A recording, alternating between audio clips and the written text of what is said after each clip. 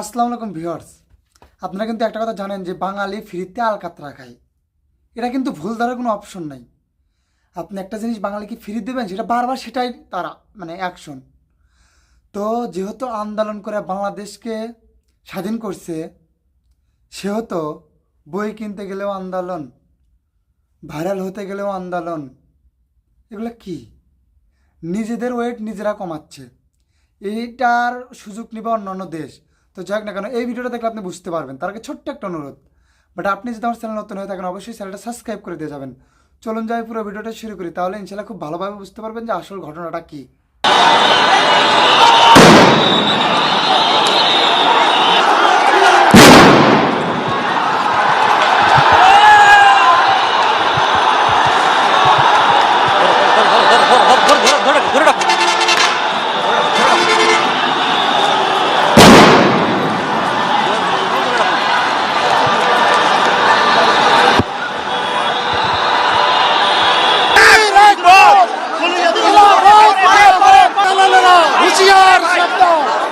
Interview দিতে আসি, আমরা আন্দোলন করতে আসছি খেলাফতের। এটা খেলাফত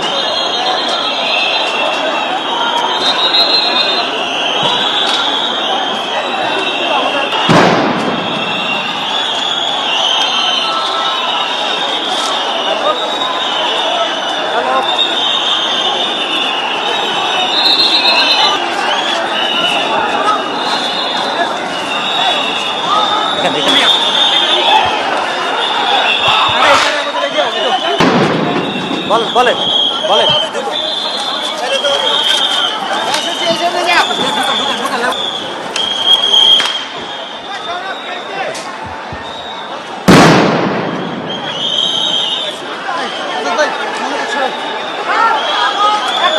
একটা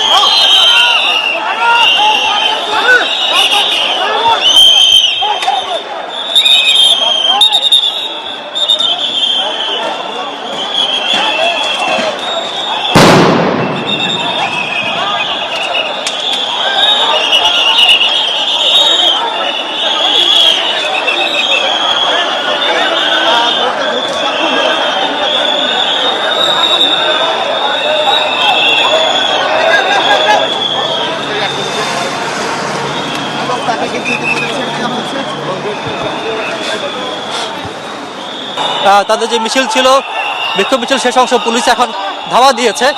অর্থাৎ একটু আগে পুলিশ টিয়ার শেল নিক্ষেপ করেছিল, তারপর সাউন্ড গ্রেনেড নিক্ষেপ করে তাদেরকে ছত্রভঙ্গ করে দিয়েছে। এখানে বেশ কয়েকজন আহতের ছবি আমরা দেখেছি।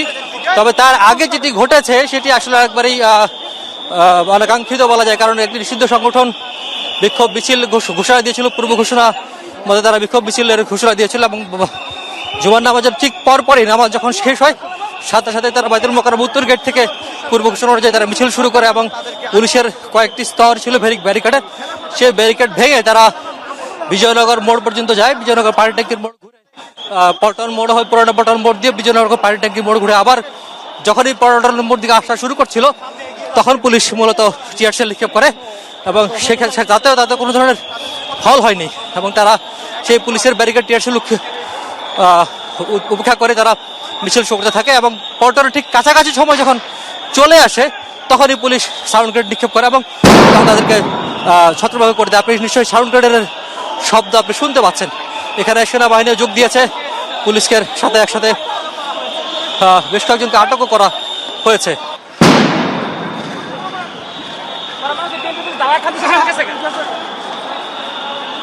একটু আগেই আরো একটি সাউন্ড গ্রেনেডের শব্দ শুনতে পাচ্ছিলেন। যেমন এর আগে যেটি বলছিলাম যে পুলিশের সঙ্গে সেনাবাহিনী যোগ দিয়েছে এবং তাদেরকে যেহেতু পল্টনে একবার এই বিজয়নগর থেকে শুরু করে পুরানো পল্টন পর্যন্ত অসংখ্য গলি রয়েছে, সেই গলি দিয়েই যারা ঢুকে পড়েছিল তারা কর্মী ছিল, তারা অলিগলি দিয়ে ঢুকে পড়েছে। যেহেতু পুরানো পল্টন মোড়ে তারা যখন বিজয়নগর পানিটাকে ঘুরে মিছিল নিয়ে যাচ্ছিল তখন সেখানে সাউন্ড গ্রেনেড নিক্ষেপ করে তাদেরকে ছত্রভঙ্গ করে দেওয়া হয় এবং তারা বিভিন্ন অলিগলিতে ঢুকে সেখান থেকে পুলিশকে বা পাল্টা প্রতিরোধের চেষ্টা করেছে।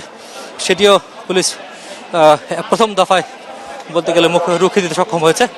সাথে সেনাবাহিনী যোগ দিয়েছেন আইন শৃঙ্খলা পরিস্থিতি যাতে আর অবনতি না ঘটে বা নিয়ন্ত্রণে রাখা যায়, কোনো ধরনের অপ্রীতিকর ঘটনা যাতে আর না ঘটে সেজন্য আমরা দেখতে পাচ্ছি দুইজনকে এখানে পুলিশ, গণমাধ্যম কর্মী সহ বেশ কয়েকজন আহত হয়েছে।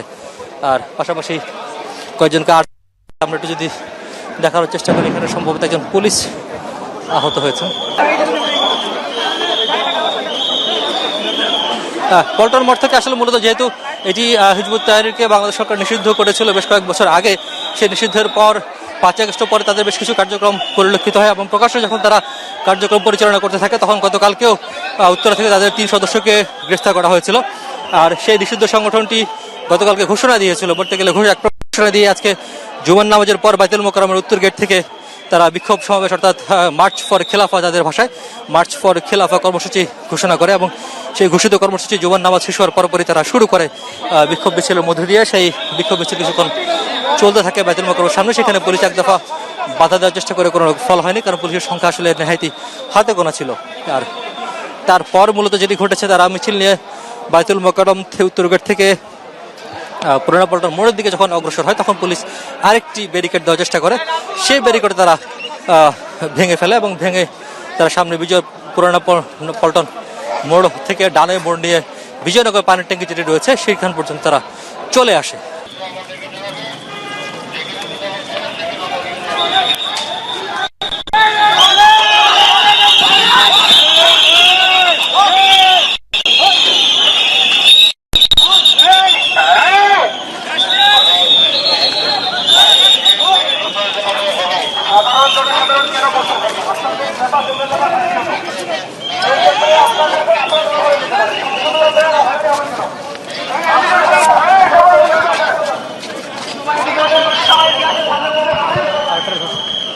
কথা বলো।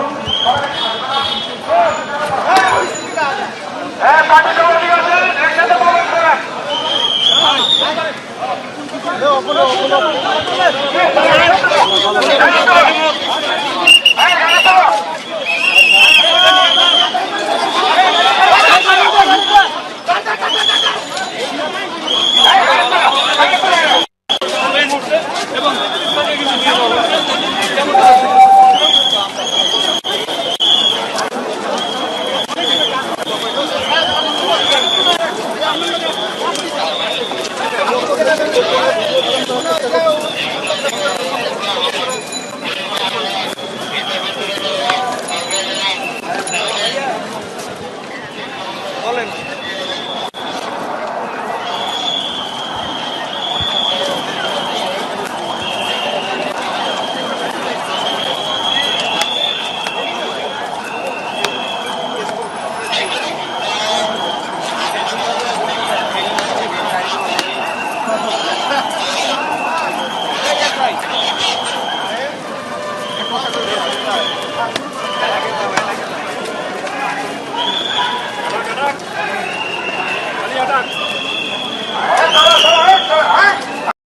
যাই হোক না কেন আজকের ভিডিও ছিল এতটুকুই। যদি ভিডিওটা ভালো লাগে থাকে অবশ্যই চ্যানেলটা সাবস্ক্রাইব করে দিয়ে যাবেন এবং কমেন্ট করে জানাবেন যে ভিডিওগুলো কেমন লাগে।